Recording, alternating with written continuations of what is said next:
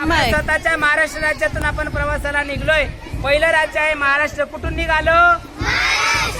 महाराष्ट्रातून गुजरात मध्ये आपण गांधीजींच्या जन्मभूमीत आलो. गांधीजींचं दर्शन घेतलं, आश्रमाला भेट दिली.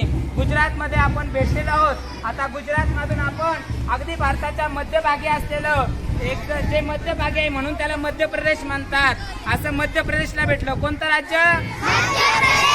मध्य प्रदेश. नंतर जिथं उंट आहेत, वाळवंट आहेत, उंटांची सफर करायला कुठे आलो आपण? राजस्थान मध्ये उंटांची सफर केली. आणि आपण जिथे मोठ्या म्हशी आहेत, अगदी दुधाचं उत्पादन आहे, अशा कोणत्या राज्यात? हरियाणा राज्यात आल्यानंतर मला लस्सी प्यायची हौस झाली आणि मग मी बल्ले बल्ले करण्यासाठी कुठे गेलो? पंजाबला गेलोय. पंजाब नंतर आपल्या भारताचा मुकुटमणी असलेलं आणि सौंदर्याने नटलेलं असं पुढचं राज्य आहे, त्याच्यामध्ये आपण गेलो. कोणतं राज्य? आणि इथं मी खूप सफरचंद खाल्ली आणि सफरचंद खाऊन झाल्यानंतर मी या हिमालयाच्या डोंगर रांगातून परत कुठे आलो?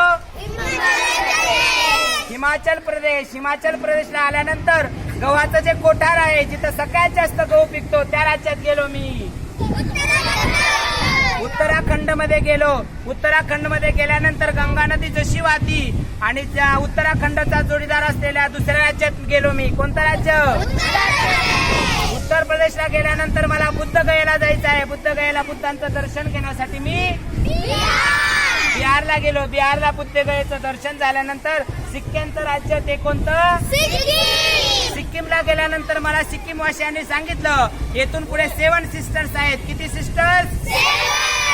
7 सिस्टर्सला भेटण्याला मी सुरुवात केली. पहिली सिस्टर आसामला भेटल्यानंतर, अरुणाचल प्रदेशला भेटल्यानंतर, नागालँडला भेटल्यानंतर, मणिपूरला भेटल्यानंतर आणि या तिघी जवळ आहेत म्हणून, आणि त्रिपुराला भेटल्यानंतर शेवटचं मेघालयला भेटून मी 7 सिस्टरच्या बाहेर पडलो. बाहेर पडल्यानंतर स्वामी विवेकानंदांची कर्मभूमी असलेल्या कोणतं राज्य?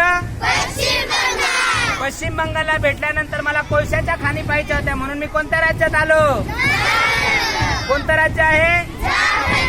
झारखंडला आल्यानंतर मला आणखी पुढे जायचं आहे, पुढचा प्रवास सुरू करायचा आहे, तर मला गणिताची आठवण झाली म्हणून मी कोणत्या राज्यात गेलो? कोणतं राज्य? छत्तीसगडला गेल्यानंतर मी खूप थकलेलो होतो म्हणून मला थोडंसं नृत्य पाहण्याची आठवण झाली म्हणून मी नृत्य पाहण्यासाठी कोणतं राज्य? ओडिशाचं ओडिशा नृत्य पाहिल्यानंतर मी पुढच्या राज्यात आलो, जेथे मला कळालं की आपल्या भारतातलं हे नव्याने निर्माण झालेलं राज्य आहे. कोणतं राज्य? 2014ला हे तेलंगणा राज्य निर्माण झालं. हे पाहिल्यानंतर हे राज्याच्या राज्यातून निर्माण झालं, त्या मूळ राज्यात गेलो मी. ते राज्य कोणतं? आंध्र प्रदेशला गेलो मी. आंध्र प्रदेश. कोणतं राज्य? आंध्र प्रदेशला केळीच्या पानावर भात खाल्ला आणि सगळ्यात दक्षिणेकडचं कडेचं राज्य ज्याच्याकडे मी गेलो. कोणतं राज्य? येथे राम सेतू आहे. या तामिळनाडू राज्यात राम सेतूचं दर्शन घेतल्यानंतर इंग्रजी भाषिक राज्य जिथं सगळे लोक इंग्रजी बोलतात अशा पुढच्या राज्यात गेलो. कोणतं राज्य? कोणतं राज्य आहे?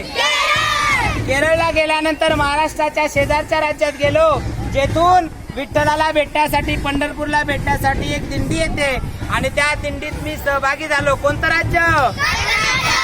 कर्नाटक राज्याच्या दिंडीत सहभागी झालो आणि सगळ्या राज्यांमध्ये छोटस असलेलं अशा मी गोवा राज्याला गेलो. कोणतं राज्य? आणि गोवा राज्याला भेटल्यानंतर मी पुन्हा माझ्या मातृभूमीत महाराष्ट्राला आलो. कुठे आलो? किती राज्य आहेत सर्व? किती राज्य आहेत सर्व? 29 राज्य आहेत आपल्या भारतामध्ये. किती राज्य आहेत? सर्वात छोटं राज्य कोणतं? कोणतं राज्य आहे? 7 सिस्टर कोणत्या दिशेला आहेत? कोणत्या दिशेला आहेत? जम्मू काश्मीर कोणत्या दिशेला आहे? कोणत्या दिशेला आहे? राम सेतू तामिळनाडू राज्य कोणत्या दिशेला? कोणत्या दिशेला? आणि गुजरात गांधीनगर कोणत्या दिशेला?